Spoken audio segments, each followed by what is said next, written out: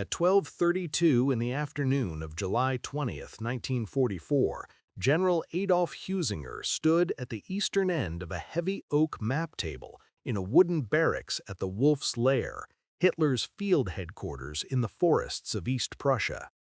The room smelled of pine resin, cigarette smoke, and the particular staleness of spaces where too many men gathered for too many hours in summer heat. Heusinger was 47 years old, a former infantry officer from the small town of Holzminden, who had risen through staff positions to become chief of the operations branch of the German Army General Staff, the man responsible for translating Adolf Hitler's strategic decisions into operational orders that moved divisions across continents. His voice was measured, professional, accustomed to delivering assessments that his audience did not wish to hear. He was describing the situation on the Eastern Front, where Soviet forces had shattered Army Group Center 6 weeks earlier and were now advancing toward the Reich's borders at a pace that made his carefully prepared maps obsolete within hours of their completion. 24 men crowded around the table, including Hitler, Field Marshal Wilhelm Keitel, General Alfred Jodl, and a rotating cast of staff officers, adjutants, and liaison personnel whose presence was required by the overlapping bureaucracies of the German command system. The windows were open against the July heat, admitting the drone of insects and the distant sounds of the headquarters compound. Heusinger had conducted hundreds of these briefings over the past 4 years, standing in this position or one identical to it, pointing at map symbols that represented armies, describing movements that determined whether tens of thousands of men lived or died. The routine had become so familiar that he no longer noticed the weight of it, the knowledge that the words he spoke and the orders that followed would translate into casualties counted in the daily reports that crossed his desk each morning. He did not notice the briefcase that Colonel Klaus von Stauffenberg had placed beneath the table, approximately 2 meters from where Hitler stood. Stauffenberg had positioned it against the heavy wooden support that held the table's weight, then excused himself from the room on a pretext involving a telephone call. The briefcase contained nearly a kilogram of plastic explosive, fitted with a time delay fuse that Stauffenberg had activated in a nearby washroom minutes earlier. Heusinger continued his briefing, describing Soviet penetrations near the Baltic, the desperate situation of Army Group North, the forces available for counterattack that existed on paper but not in reality. The map before him showed a front line that was fiction, a representation of positions that German units had already abandoned under pressure from an enemy whose strength the reporting system consistently underestimated. The explosion came at 12:42. The blast tore through the wooden structure with a force that killed 4 men outright and wounded nearly everyone else in the room. Heusinger was thrown across the conference area, his eardrums ruptured, his legs lacerated by splinters that had been the map table moments earlier. He would later recall the sensation as a sudden compression of the world, a moment of absolute silence followed by chaos, screaming, smoke, the smell of blood and burning wood and explosive residue. Hitler survived, shielded by the heavy table leg against which Stauffenberg had unwittingly placed his briefcase. The Führer emerged with ruptured eardrums, burned legs, and a right arm temporarily paralyzed but alive, convinced that Providence had preserved him for his mission, that his survival was proof of destiny's favor. Heusinger lay amid the wreckage of a command system he had served for 4 years, a system that had progressively concentrated all authority in the man who now stumbled through the smoke, supported by aides demanding to know what had happened. The journey that had brought German military command to this moment, a single room, a single man, a structure so centralized that one bomb could theoretically have decapitated an empire, began years earlier, built from victories that seemed to validate absolute authority, and disasters that were blamed on everyone except the authority that caused them. Heusinger had watched that journey from closer than almost anyone. He had seen how command became control, how control became micromanagement, how micromanagement became paralysis. He had seen how a weapon became a curse. The centralization that nearly killed Heusinger began with triumph. In May 1940, Adolf Hitler had overruled his generals and insisted on an operational plan they considered reckless: the thrust through the Ardennes forest that would bypass the Maginot Line and trap the Allied armies in Belgium. The General Staff had produced studies demonstrating the impracticality of the plan. The roads were inadequate for armored columns, the terrain favored defenders, the logistics would collapse within days.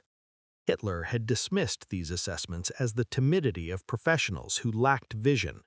He had been vindicated beyond any reasonable expectation. France fell in 6 weeks.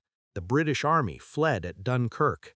The Wehrmacht stood triumphant across Western Europe, and the generals who had counseled caution stood exposed as men whose expertise had nearly prevented the greatest military history in modern history. The lesson Hitler drew from France would shape every subsequent decision about command authority. The professionals had been wrong. Their training, their war games, their careful staff analyses had produced conclusions that events had demolished. Hitler's intuition, his willpower, his refusal to accept limitations that others considered absolute, had proven superior to the accumulated wisdom of the German military establishment. If the generals could be so catastrophically mistaken about France, why should their judgment be trusted about anything else? The logic was seductive, and Hitler embraced it with the fervor of a man who had always believed that destiny had chosen him for purposes the ordinary mind could not comprehend. The first 6 months of Operation Barbarossa reinforced this conviction. The German Wehrmacht achieved encirclements that captured hundreds of thousands of Soviet prisoners, advanced hundreds of kilometers, and destroyed military formations on a scale that seemed to validate every assumption Hitler had made about Soviet weakness. When generals warned about overextension, about supply lines stretching beyond sustainable limits, about the approaching winter for which the army was unprepared, Hitler heard echoes of the same timidity that had nearly prevented the French campaign. He had been right before. He would be right again. The doubters would be proven wrong, as they always were, because they could not see what he could see, that the Soviet Union was a rotten structure requiring only one more kick to collapse entirely. The crisis came in December 1941, when Soviet counteroffensives drove the German Wehrmacht back from Moscow and threatened to turn retreat into rout. German commanders trained in the doctrine of flexible defense that had served the army since the 19th century requested permission to withdraw to defensible positions where their depleted forces could hold through the winter. Hitler refused. He issued his first stand fast order, forbidding retreat under any circumstances, demanding that every unit hold its current position regardless of tactical situation. The order contradicted everything the German officer corps had learned about warfare. It also worked, or appeared to work. The front stabilized. The Soviet offensive exhausted itself against positions that German troops held through sheer endurance. The catastrophe that seemed imminent did not materialize. Hitler concluded that his intervention had saved the army from its own generals. The professionals had wanted to retreat, and retreat would have become rout, and rout would have become annihilation. Only his will, imposed against professional advice, had prevented disaster. The conclusion was partially true. Some units might indeed have disintegrated if permitted to withdraw, but it ignored the cost of holding untenable positions, the frostbite casualties, the equipment losses, the exhaustion of reserves that would be desperately needed in the campaigns ahead. It also established a precedent that would prove catastrophic. Hitler had learned that overruling his generals produced success. He would apply this lesson with increasing rigidity until the lesson itself became the cause of the failures it was meant to prevent. On December 19, 1941, Hitler dismissed Field Marshal Walter von Brauchitsch and assumed personal command of the German army. The position of commander-in-chief, which had been held by professional soldiers since the army's creation, now belonged to a man whose military experience consisted of 4 years as a corporal in the trenches of the Western Front. Heusinger, watching from his position in the operations branch, understood that something fundamental had changed. The German army would no longer be commanded, it would be controlled. The mechanics of centralized command consumed Heusinger's days in a rhythm that would have seemed absurd if its consequences had not been measured in corpses. The daily situation conferences at Hitler's headquarters began in the early afternoon and often continued past midnight. Marathon sessions in which the Supreme Commander reviewed tactical details that any competent corps commander should have resolved without consultation. Heusinger stood at the map table for hours, pointer in hand, describing the position of individual divisions, the strength returns of regiments, the ammunition status of batteries, information that Hitler absorbed with obsessive attention and translated into directives that reached down through the command structure to constrain decisions at every level. The smell of those conferences lingered in Heusinger's memory long after the war. Stale tobacco, the chemical sharpness of the colored pencils used to mark map overlays, the peculiar mustiness of rooms where blackout curtains blocked ventilation and bodies pressed too close for too many hours. Hitler dominated the proceedings through sheer endurance, his capacity for detailed discussion exceeding that of generals half his age who struggled to remain alert as the sessions stretched toward dawn. The Führer's memory for unit designations, equipment specifications, and production statistics was genuinely impressive. He could recall the authorized strength of a division, the armor thickness of a tank variant, the monthly output of a factory with an accuracy that embarrassed staff officers consulting their notes. This mastery of detail reinforced his conviction that he understood military operations better than the professionals who had merely studied them.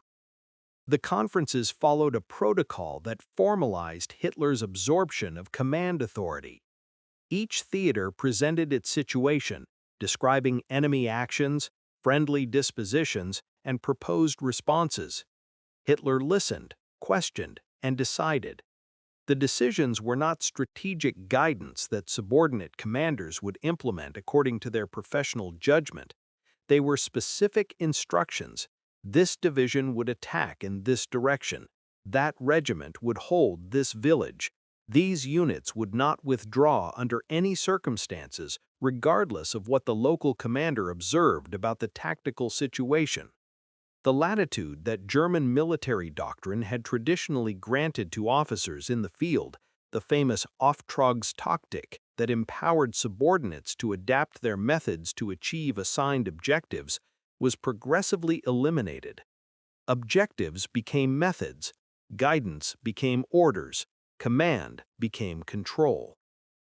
Heusinger processed these directives into the operational orders that flowed from his branch to the army groups and armies in the field. He understood their implications better than almost anyone in the German military system because he saw both the decisions being made and the reports describing their consequences.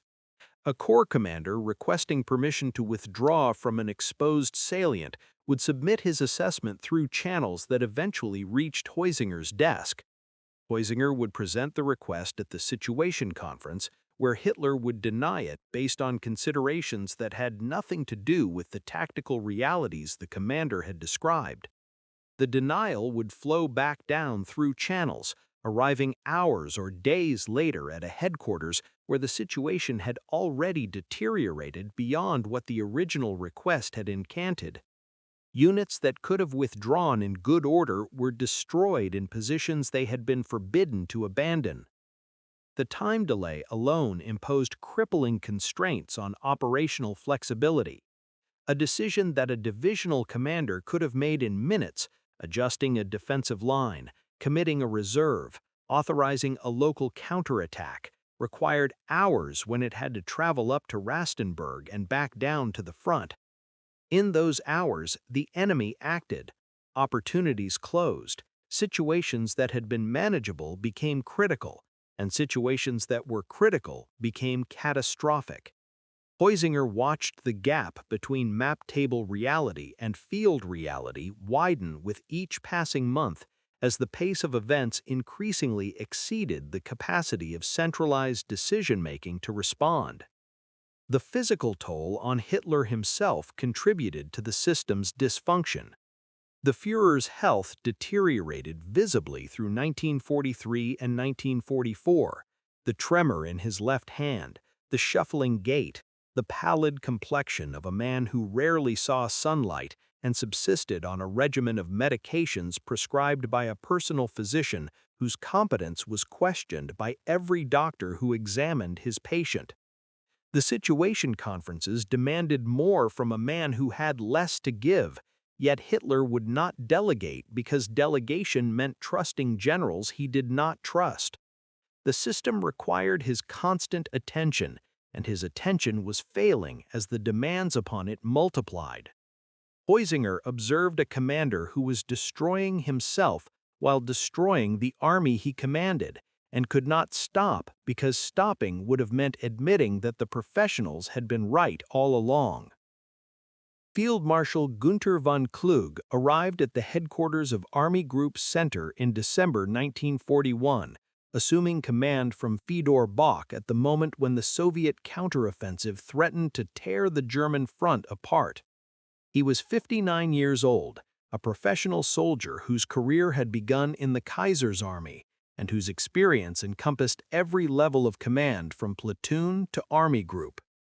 His face carried the weathered authority of 40 decades in uniform, and his manner projected the confident competence that the Prussian military tradition cultivated in its senior officers. Kluge had commanded the Fourth Army during the drive on Moscow, had seen his divisions frozen in place by temperatures that killed men as efficiently as enemy fire, and had developed a visceral understanding of what the Eastern Front demanded from the men who fought it. He believed, with the conviction of long experience, that he understood how to conduct operations in this theater. He would spend the next 3 years learning that his understanding was irrelevant. The command structure Kluge inherited bore little resemblance to the one he had known in the previous war. In 1914-1918, Army Group commanders had possessed genuine authority, the latitude to position their forces, time their attacks, and adjust their operations according to conditions they observed and judgments they made. The Army staff system had been designed to push decision-making downward, to empower commanders at every level to act within their spheres of responsibility without waiting for permission from above. Kluge had been trained in this tradition. He had internalized its principles. He arrived at Army Group Center expecting to command, and discovered instead that he would administer, processing directives from Rastenburg and transmitting them to subordinates who were equally constrained. The first collision came within weeks of his arrival. Soviet forces had penetrated the German line at multiple points, creating salients that threatened to isolate entire corps. Kluge's FAF identified positions that could not be held with available forces and proposed withdrawals to more defensible terrain, standard tactical adjustments that any competent commander would have authorized without hesitation. The proposals went to Hitler's headquarters. The response came back: no withdrawals. Every position would be held. The Führer's will would accomplish what arithmetic suggested was impossible. Commanders who could not execute their orders would be replaced by commanders who could. The experience established a pattern that would define Kluge's tenure at Army Group Center. Requests for operational flexibility were denied. Proposals for tactical adjustment were rejected. Recommendations based on professional judgment were dismissed as defeatism disguised in military terminology. Kluge learned, as every commander on the Eastern Front learned, that his role was not to make decisions, but to implement decisions made by a man who had never seen the terrain, never spoken with the troops, never smelled the particular odor of frozen bodies that permeated every position along the winter front. The command system had been designed to concentrate authority in Hitler's hands, and that concentration left no room for the independent judgment that military effectiveness required. The cost was measured in divisions destroyed holding positions that served no tactical purpose. Kluge watched formations ground down to regimental strength, then battalion strength, then shadows of their former organization, all because withdrawal to defensible terrain had been forbidden. Replacements arrived undertrained and under-equipped, fed into a line that consumed them faster than they could learn to survive. The map in Kluge's headquarters showed a front that appeared continuous, but the units occupying that front existed increasingly on paper rather than in reality. Strength returns reported authorized numbers that bore no relationship to actual combat power. The gap between what Hitler believed he commanded and what actually existed widened with each month, and Kluge could not close it because closing it would have required telling truths that the system would not tolerate. The stand-fast doctrine that constrained Kluge was the ultimate expression of Hitler's belief that willpower could substitute for tactical judgment.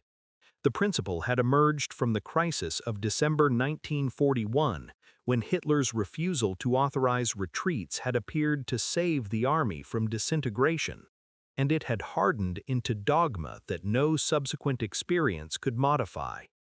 Positions were to be held because the Führer decreed they would be held. The tactical merits of holding or withdrawing were irrelevant. The only relevant consideration was the Supreme Commander's will, and that will demanded that German soldiers die in place rather than yield ground that could be yielded and retaken, or ground that served no strategic purpose whatsoever. Kluge observed the doctrine's consequences with the helpless clarity of a physician watching a patient refuse treatment. In the summer of 1943, Soviet offensives struck Army Group Center at multiple points along its extended front. The attacks followed a pattern that had become familiar: massive artillery preparation, infantry assault supported by armor, exploitation of breakthroughs by mobile forces that swept into German rear areas before reserves could react. The standard response to such attacks, elastic defense, trading space for time, allowing penetrations to extend until they could be cut off by counterattack, was precisely what Hitler's doctrine forbade. Units were ordered to hold their positions. They held until they were surrounded. They held until their ammunition was exhausted. They held until the men who could have withdrawn to fight again were dead or captured in positions that strategic logic had never justified occupying. The Arjev salient illustrated the doctrine's cost with particular clarity. German forces had held this bulge in the front line since early 1942, a position that served no offensive purpose and required constant reinforcement to defend against Soviet attacks aimed at eliminating it. The salient consumed divisions that were desperately needed elsewhere, absorbed replacements that vanished into a meat grinder of continuous combat, and contributed nothing to German strategic objectives except the satisfaction of Hitler's determination that no ground would be voluntarily surrendered. Kluge and his staff calculated that evacuation would free forces for employment in sectors where they might accomplish something beyond mere survival. The calculations were rejected. The salient was held because it existed, and its existence had become its own justification. When evacuation finally came in March 1943, it was authorized only because the situation had deteriorated beyond even Hitler's capacity for denial. The withdrawal, codenamed Operation Buffalo, succeeded in extracting German forces from the salient, demonstrating that orderly retreat was possible when commanders were permitted to conduct it. The success proved what Kluge had argued for months, that flexible defense preserved forces, while rigid defense destroyed them. The lesson was not learned. Hitler attributed the Arjev evacuation's success to his own eventual authorization rather than to the principle of timely withdrawal, and the doctrine of holding all positions remained in force for the disasters that followed. The human cost accumulated in reports that crossed Kluge's desk with mechanical regularity. A division that had entered Russia with 15,000 men now fielded 3,000, its losses attributable less to enemy action than to the requirement that it defend positions from which withdrawal had been forbidden. A corps that had possessed 200 tanks at the summer's beginning now operated with 30, the remainder destroyed or abandoned in battles where tactical withdrawal would have preserved them for future employment. The arithmetic was relentless.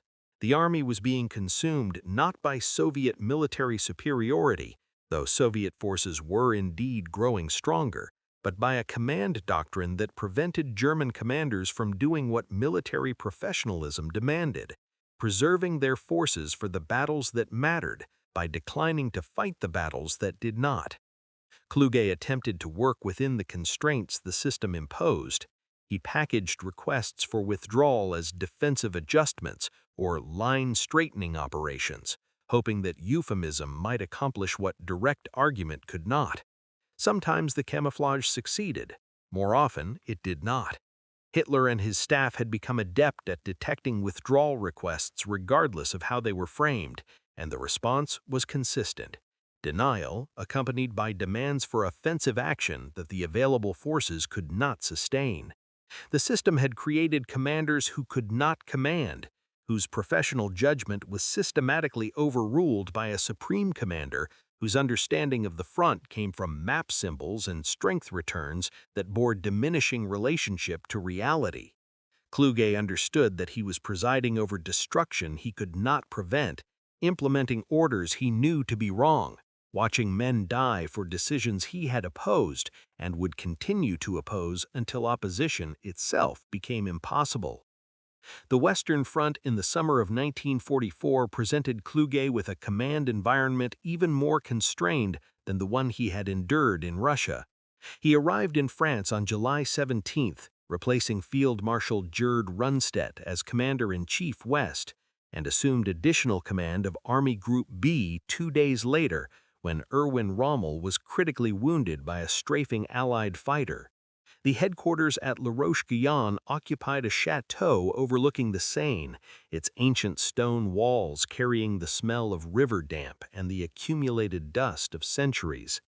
Kluge was 61 years old now, his face carved deeper by 3 years of Eastern Front command, his body bearing the damage of a serious automobile accident that had nearly killed him the previous autumn. He had been summoned from convalescence to salvage a situation that Hitler's command structure had made unsalvageable. The Normandy front had stabilized after the initial Allied landings, but stabilization was illusion.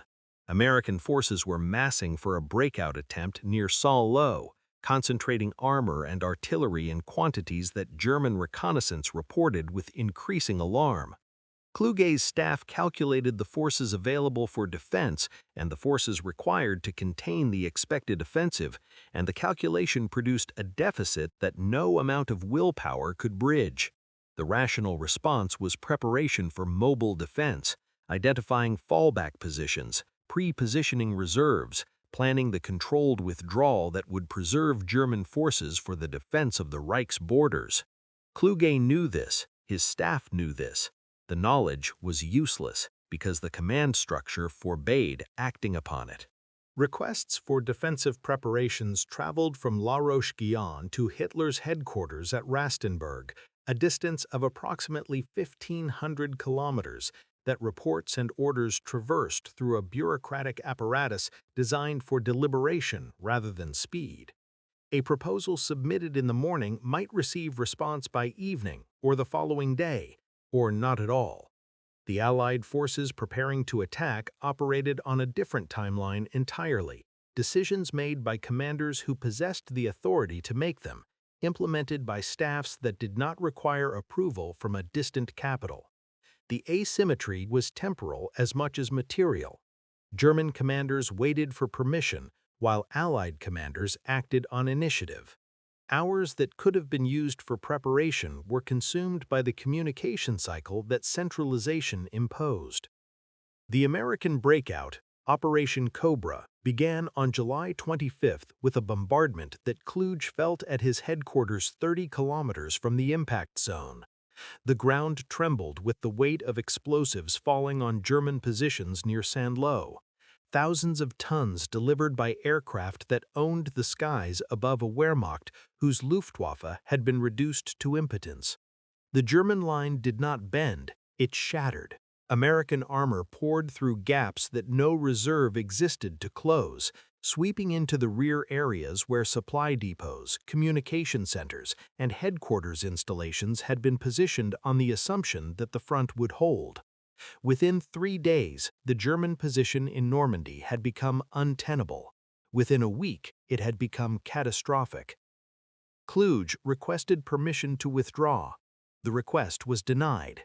Hitler ordered not retreat but counterattack, Operation Lüttich, a thrust toward Avranches designed to cut off the American spearheads that had already advanced far beyond any position German forces could reach.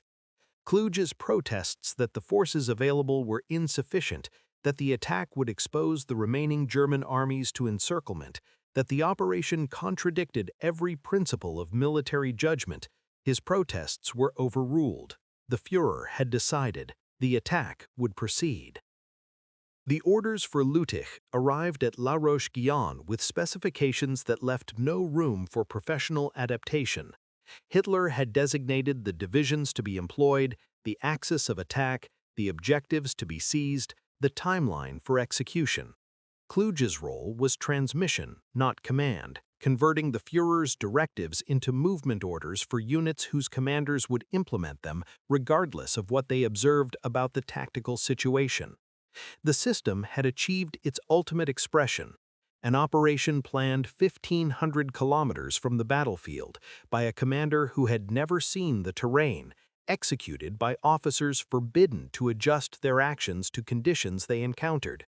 The men who would die in the attack had been committed by a decision-making process that excluded everyone capable of assessing whether the attack could succeed. Kluge transmitted the orders. He had no choice. The command structure that bound him permitted protest but not disobedience, and protest had already failed. The counterattack began on August 7th, and it failed exactly as Kluge had predicted, blunted by Allied air power, contained by American ground forces, and transformed from offensive operation into the opening phase of a catastrophe that would consume 2 German armies in the pocket forming around Falaise. The Falaise pocket closed around the German 7th Army and 5th Panzer Army with the inexorable geometry of a trap whose construction had been visible to every professional officer except the one whose approval was required to escape it. Kluge watched from La Roche-Guyon as American forces drove south and east, while British and Canadian forces pressed from the north, the 2 pincers converging toward a meeting point that would encircle the bulk of German strength in Normandy. His headquarters received reports tracking the pocket's contraction in terms that described not military formations, but human beings, men crammed into a shrinking perimeter under continuous air attack, their vehicles burning on roads choked with wreckage, their units disintegrating into fragments that sought escape through gaps that narrowed by the hour. The smell of that headquarters in the final days of Kluge's command was sweat exhaustion, and the acrid undertone of electrical equipment running continuously as staff officers processed situation reports that described dissolution. Maps were updated with positions that had already been overrun by the time the markers were placed. Communication with units inside the pocket became sporadic, then intermittent, then largely impossible as radio networks collapsed under the weight of jamming, destruction, and the simple chaos of an army coming apart. Kluge's operations staff calculated that extraction remained possible if withdrawal were authorized immediately, if the forces still capable of movement were permitted to retreat through the narrowing corridor between Falaise and Argenton. The calculation went to Rastenburg. The response was delay, then denial, then demands for counterattacks that existed only in Hitler's imagination. Kluge attempted to act within the paralyzed command structure. He visited forward positions on August 15th, driving toward the pocket to assess conditions that reports could not adequately convey. Allied aircraft caught his convoy on an open road. The attack destroyed his radio vehicles and left him out of communication with both his own headquarters and Hitler's for nearly 12 hours. When he finally re-established contact, he discovered that his absence had triggered suspicion at the Wolf's Lair. Hitler, already paranoid about the loyalty of his generals after the July 20th assassination attempt, interpreted Kluge's silence as evidence of treasonous contact with the enemy. The field marshal, who had spent 3 years implementing orders he knew to be disastrous, was now suspected of betraying the regime those orders served. The pocket's destruction proceeded while Hitler debated Kluge's loyalty. Between August 12th and August 21st, approximately 100,000 German soldiers were killed or captured in the Falaise encirclement. Those who escaped, perhaps 20,000 to 40,000 men, did so by abandoning their equipment and filtering through gaps that Allied forces had not yet closed. The roads inside the pocket became charnel landscapes, choked with dead horses, burned vehicles, and bodies that decomposed in the August heat.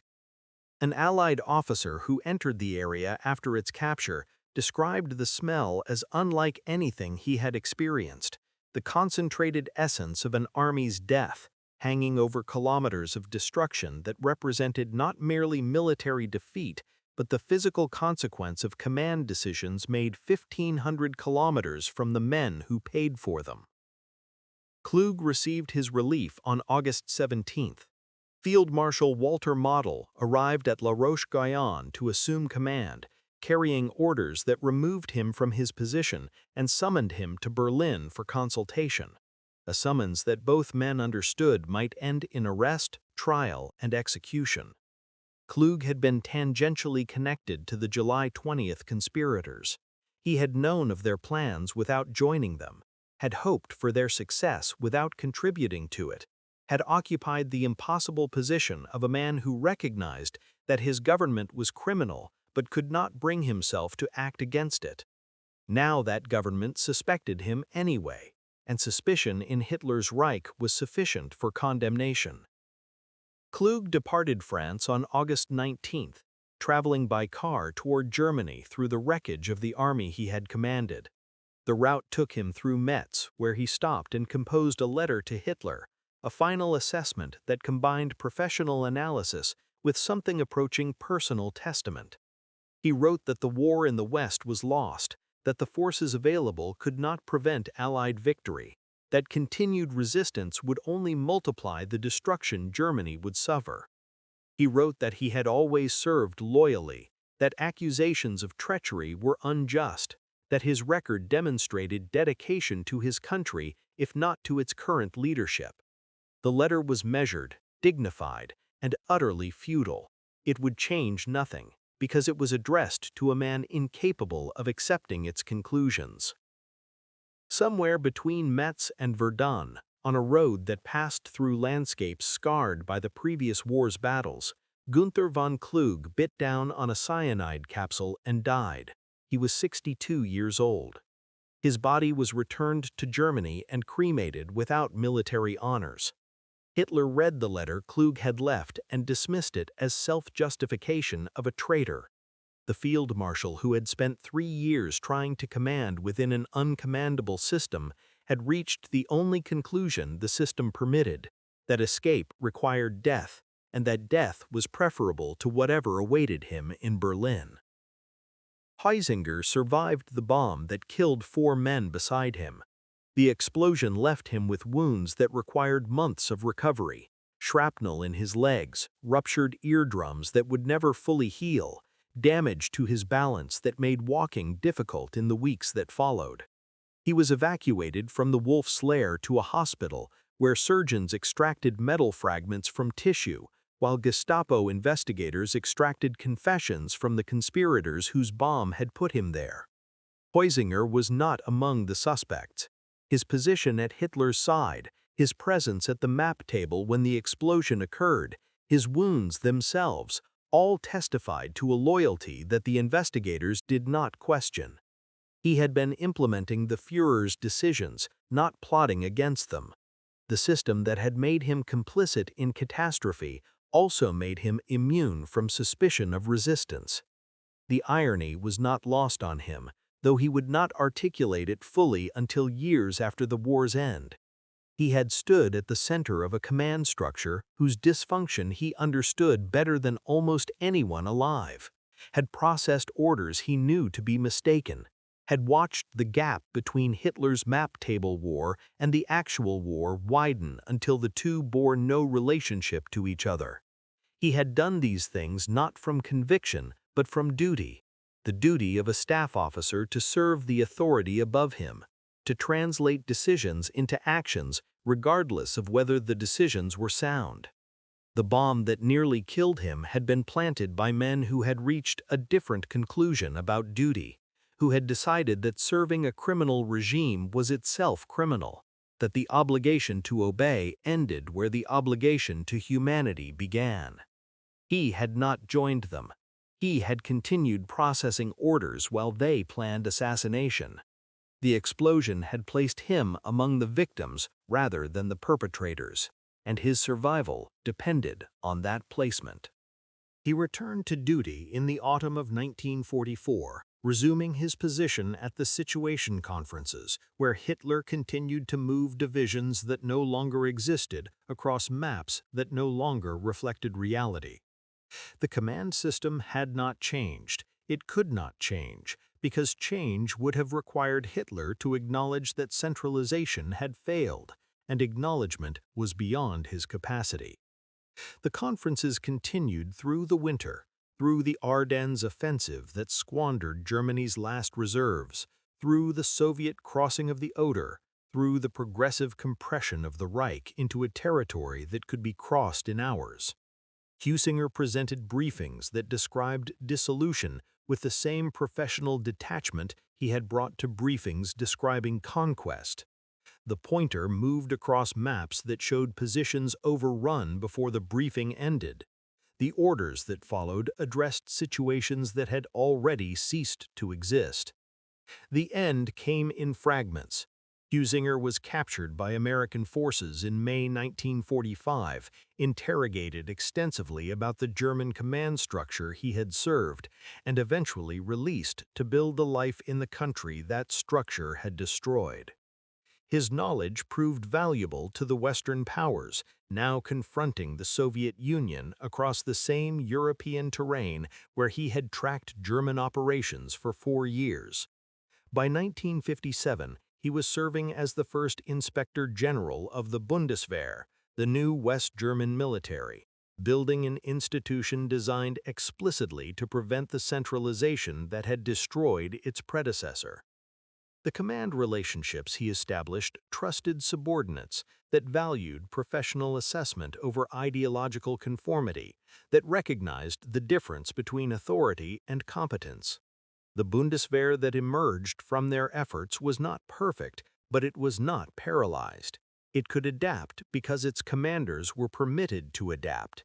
It could respond because response did not require approval from a single point of failure. The curse had been lifted. The weapon that centralization had promised to be, the concentration of genius that would multiply German power, had revealed itself as the instrument of German destruction.